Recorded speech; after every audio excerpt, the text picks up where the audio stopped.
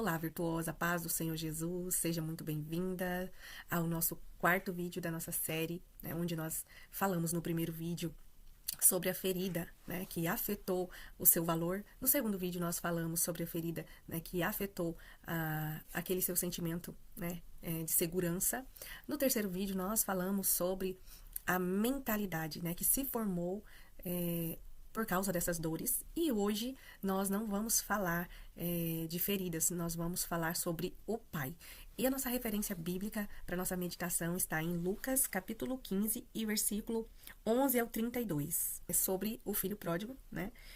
Não exatamente sobre o filho, mas sim sobre o pai. Nessa leitura, nós podemos identificar aqui dois tipos de reação, né, em relação à ferida de orfandade.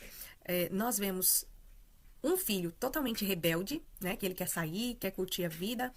Já tem o outro que tem uma mentalidade mais passiva, né? É uma mentalidade de órfão também, mas de uma forma passiva. A gente vê ali que ele fica, mas ao mesmo tempo ele não se sente pertencente àquele lugar. Ele fica ali, ele não consegue desfrutar também, né? A mesma forma que o filho rebelde, né, que é o filho pródigo que saiu, o filho que ficou também não conseguia desfrutar de todas as bênçãos ali na casa do pai. E ele ali, a gente pode ver que ele ainda se sente, né, ofendido, se sente ali desprezado, né, com aquela situação que está acontecendo, a qual o pai dá ali uma festa pelo retorno do seu filho. A gente pode ver isso na história. Mas, como eu disse, o foco aqui não é falar sobre os filhos, né, porque nós já falamos dessa mentalidade de órfão, e tanto emocional quanto espiritual, traz muitos prejuízos para a nossa vida e nos impede de viver aquilo que Deus tem para nós. Agora, nesse exato momento, não vamos falar mais sobre as feridas, vamos falar sobre o pai, né? E pra gente meditar, nós vamos ler aqui alguns versículos. Certo homem tinha 2 filhos. O mais moço deles disse ao pai: Pai, quero que o Senhor me dê a parte dos bens que me cabe. E o pai repartiu os bens entre eles. Passados não muitos dias, o filho mais moço, ajuntando tudo que era seu, partiu para uma terra distante e lá desperdiçou todos os seus bens, vivendo de uma forma desenfreada. Depois de ter consumido tudo, sobreveio àquele país uma grande fome, e ele começou a passar necessidade. Então foi pedir trabalho a um dos cidadãos daquela terra, e este o mandou para os seus campos, a fim de cuidar dos porcos. Ali ele desejava alimentar-se das alfarrobas que os porcos comiam, mas ninguém lhe dava nada. Então, caindo em si, disse: Quantos trabalhadores de meu pai têm pão com fartura, e eu aqui estou morrendo de fome. Vou me arrumar, voltar para o meu pai e lhe dizer: Pai, pequei contra Deus e diante do Senhor. Já não sou digno de ser chamado seu filho. Trate-me como um dos seus trabalhadores. E arrumando-se, foi para o seu pai. Vinha ele ainda longe quando seu pai o avistou, e compadecido dele, correndo, o abraçou e beijou. E o filho lhe disse: Pai, pequei contra Deus e diante do Senhor. Já não sou digno de ser chamado seu filho. O pai, porém, disse aos seus servos: Tragam depressa a melhor roupa e vistam nele. Ponham um anel no dedo dele e sandálias nos pés. Tragam e matem o bezerro gordo. Vamos comer e festejar, porque este meu filho estava morto e reviveu. Estava perdido e foi achado. E começaram a festejar. Seguindo aqui, né, vai entrar o outro filho, né, que vai cobrar ali do seu pai, que ele ficou, né, não desperdiçou nada, e o pai não fez nenhum banquete para ele, né, e o pai dizia: Mas tudo que é meu é seu, e por que você não fez nada, não usufruiu de nada, né? Mas eu quero frisar essa primeira parte, que ali é bem forte essa parte aqui que ele fala: esse meu filho estava morto e reviveu. Então, é bem interessante, porque quando a gente entrega a nossa vida para o Senhor, né, como eu não nasci, né, numa família evangélica, eu me converti aos 17 anos, né? E a nossa condição era que a gente estava morto, né? E a gente passou a viver em Cristo. Uma nova vida, como uma nova criatura, né? E o nosso destino é a eternidade. Mas aqui, a gente analisando esse contexto, né, do filho pródigo, que ele tinha tudo ali com seu pai, e ele quis, né, a parte que era dele, sair pelo mundo, foi, desperdiçou tudo. Depois ele reconheceu, né, ele reconheceu até os trabalhadores, até os servos do meu pai têm uma vida mais digna do que a minha. Vou voltar e vou pedir perdão, vou me consertar com ele, né, e vou retornar a casa. E eu estava meditando nessa passagem e pensando, quantas vezes, né, nós estamos dentro da casa do nosso pai com essa mentalidade de órfão, não saímos exatamente, né, não nos desviamos dos caminhos do Senhor, mas a gente vive essa vida onde nós estamos, né, buscando sempre migalhas, estamos buscando sempre parece que a aprovação do Senhor, né, em tudo que nós fazemos, e tudo é ali com aquela mentalidade de é como se a gente estivesse em um estado de que a gente estava morto mesmo espiritualmente. Ainda que a gente já passou daquele primeiro estágio, parece que ainda tem um segundo estágio, onde a gente se desperta e vê que a gente ainda não estava totalmente viva, né? Espiritualmente falando. É como se ainda houvessem, né? A gente passou daquele primeiro estágio, né, de morte para a vida, a gente nasceu de novo, e depois vem o próximo passo, onde as escamas dos nossos olhos caem, né, espiritualmente falando, e a gente passa a viver um renovo na mente.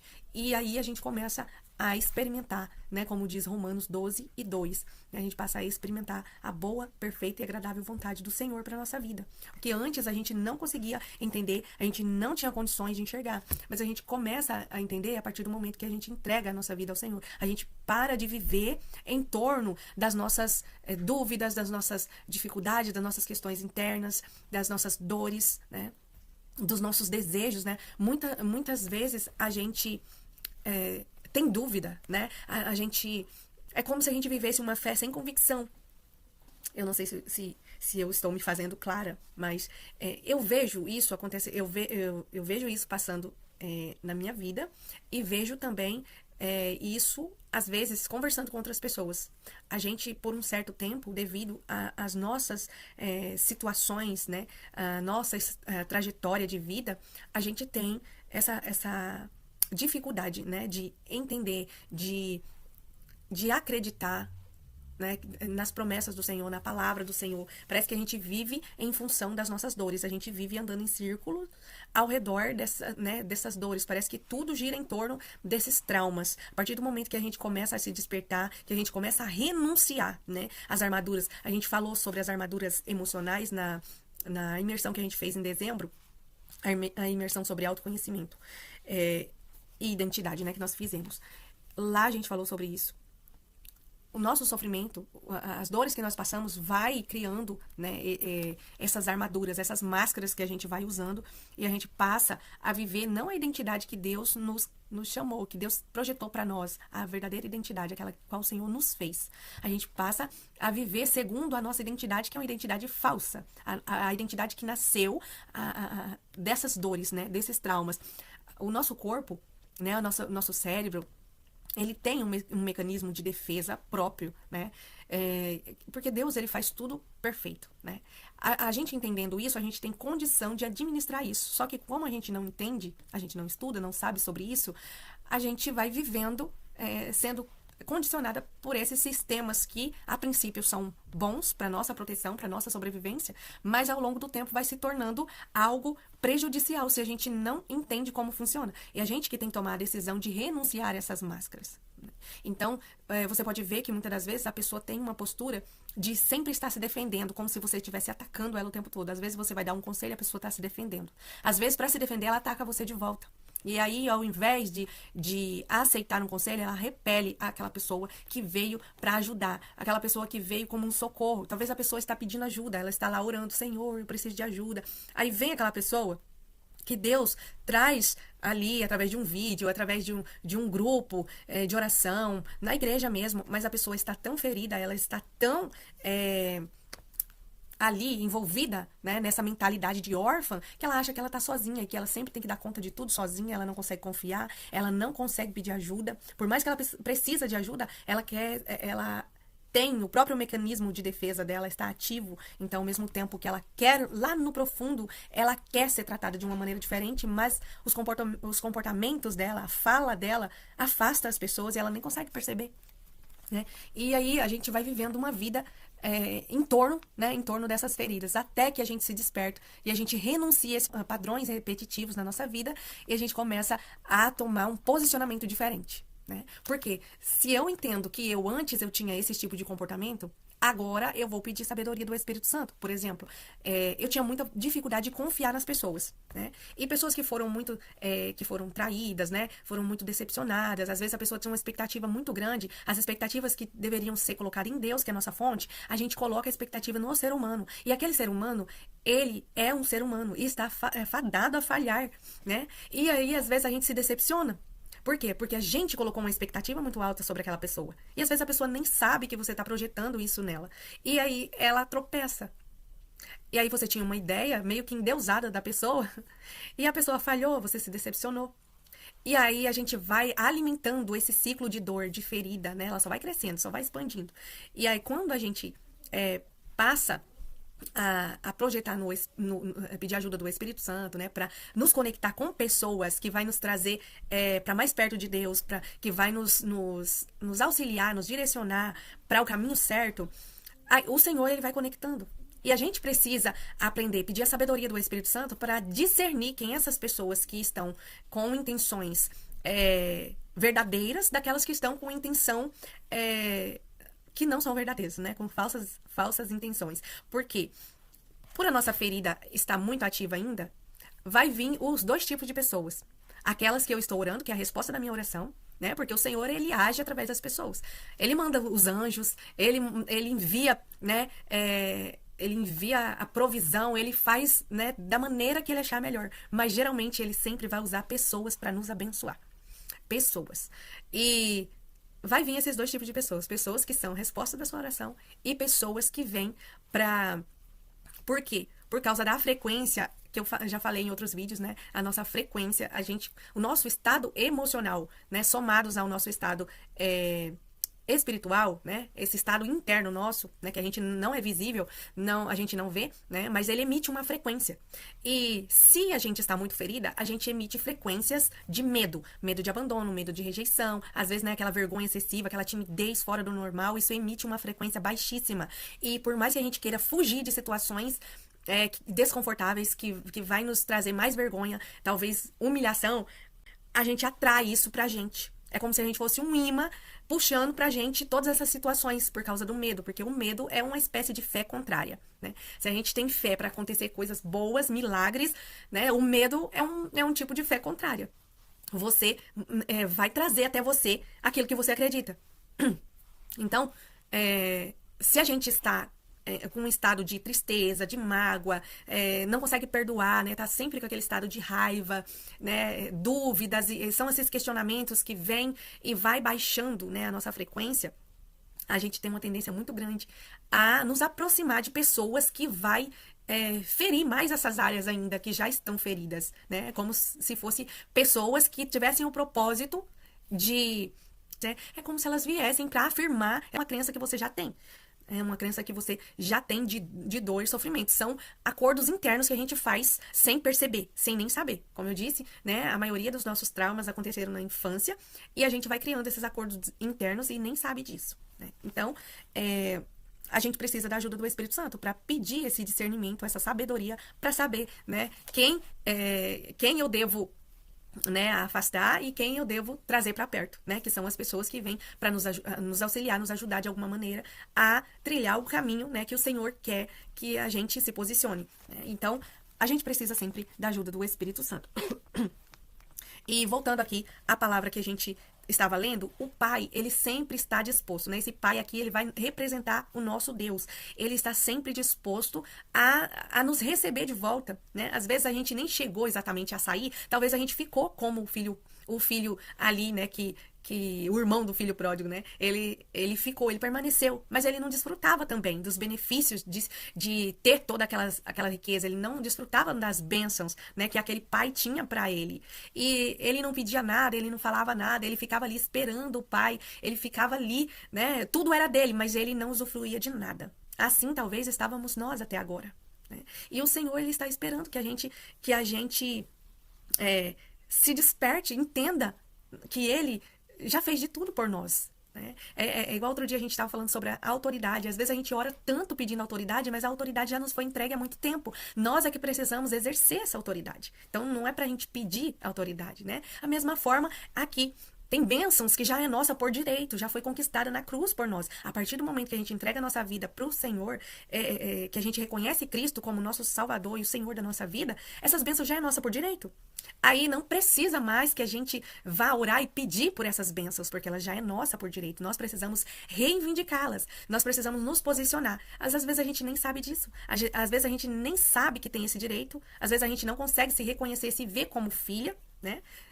E por isso a gente não usufrui desses benefícios. Mas diante dessa palavra que nós estamos meditando, nós vemos, né, o pai, tanto para aquele filho que foi e está retornando, quanto para aquele que permaneceu e está despertando agora, o Senhor recebe de braços abertos. O Senhor, Ele quer que a gente se levante e viva a identidade real, a identidade celestial que Ele tem para cada uma de nós. Amém? Então, nós precisamos entender que o pai, ele... Antes que a gente faça alguma coisa, né? Às vezes a gente quer fazer tanta coisa. Ai, Senhor, eu quero servir. Me usa nisso, me usa naquilo. Ai, Senhor, eu queria ter o dom disso, o dom daquilo. Mas o nosso Pai, antes de qualquer coisa, antes de servir, de trabalho, né? De você vai, vou fazer alguma coisa para Deus. Antes de você fazer, Ele quer que você seja. Ele quer que você seja a filha dele primeiro. E depois as demais coisas, né? Depois servir, depois trabalhar, depois fazer a obra.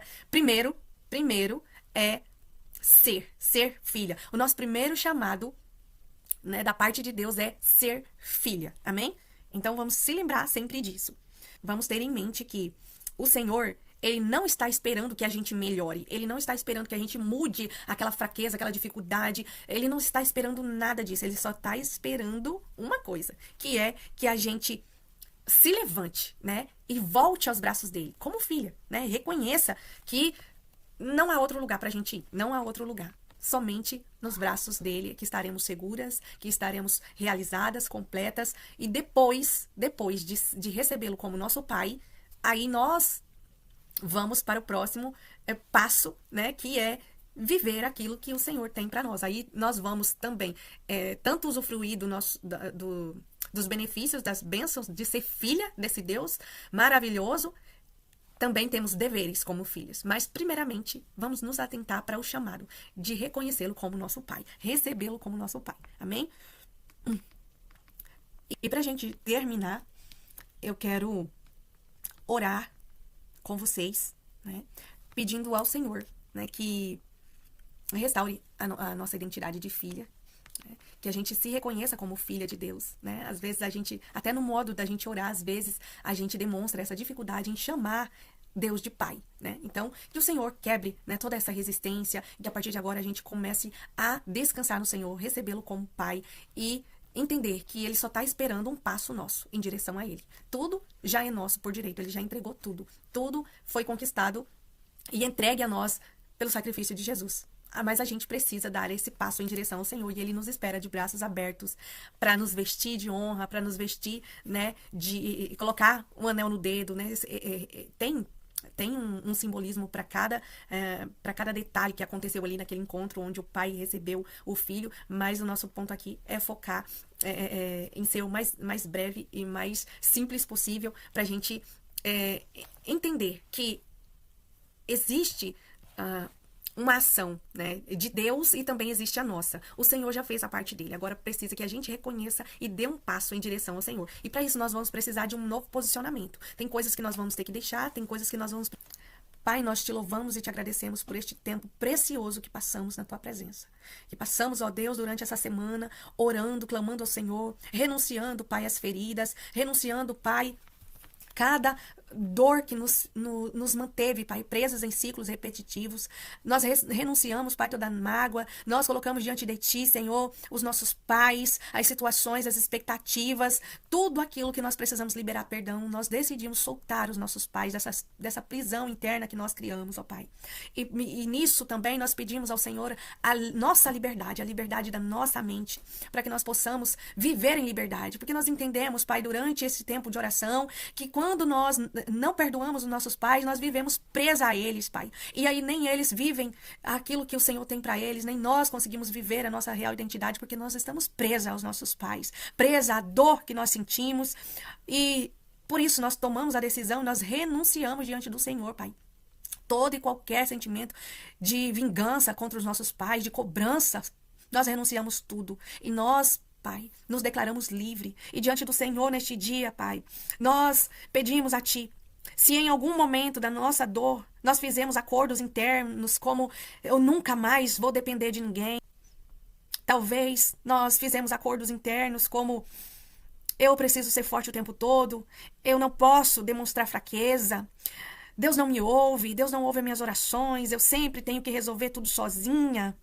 Talvez esses acordos nos mantiveram presas e cativas, mas agora nós renunciamos tudo diante do teu altar. Nós quebramos todos esses pactos emocionais internos que nós fizemos, Pai. Talvez nós fizemos votos internos de sobrevivência, a qual nós nem temos ideias, mas nós colocamos tudo diante do teu altar neste dia. O Senhor sabe e conhece todas as coisas. Nós quebramos alianças, Pai, com o medo de rejeição, medo de abandono, medo de humilhação, medo de qualquer espécie. Nós renunciamos e quebramos, Pai, todas essas alianças com medos que nós fizemos internamente. Pai, nós declaramos perdão sobre aqueles que nos ofenderam. Pai, nós liberamos, ó Deus, entregamos ao Teu Espírito Santo o controle da nossa vida. Pai, nós liberamos toda a necessidade, Pai, de dar conta de tudo, nós soltamos e entregamos nas mãos do Senhor. Hoje nós nos levantamos, Pai, para exercer a autoridade que nós recebemos da parte do Senhor, porque o Senhor não nos deu um espírito de medo. Então nós declaramos, Pai, que a nossa mente pertence a Cristo. Nossas emoções se alinham à vontade celestial em nome de Jesus. Pai, nós declaramos, ó Deus, que a partir de agora nós vivemos a paz que excede todo entendimento. E a ansiedade não nos governa, não governa mais a nossa vida, nem a nossa história. Que todos os traumas não definem a nossa identidade, mas nós recebemos de Ti a restauração da nossa real identidade. A dor não vai mais ditar o nosso futuro, porque nós declaramos que somos curadas. Nós somos restauradas e fortalecidas na força do Seu poder, ó Pai. Hoje nós encerramos ciclos. Nós fechamos brechas. Hoje nos levantamos, Pai, como filhas amadas do Deus Altíssimo. Nada que não venha da parte do Senhor permaneça nas nossas vidas. Nada que não venha da Tua parte, ó Pai, venha governar mais a nossa vida. Nada que não venha do Senhor, defina quem nós somos, Pai. Porque nós somos filhas amadas, nós somos Tuas filhas amadas. E nós declaramos e cremos nisso, por isso nós repetimos, nós somos Tuas filhas amadas. Nós descansamos no Senhor, nós confiamos em Ti, ó Pai. E nós permanecemos firme na rocha que é Cristo. Assim nós oramos em nome de Jesus. Amém e amém. Louvado seja o nome do Senhor. Receba e toma posse, minha irmã, da sua nova identidade em Cristo. Amém?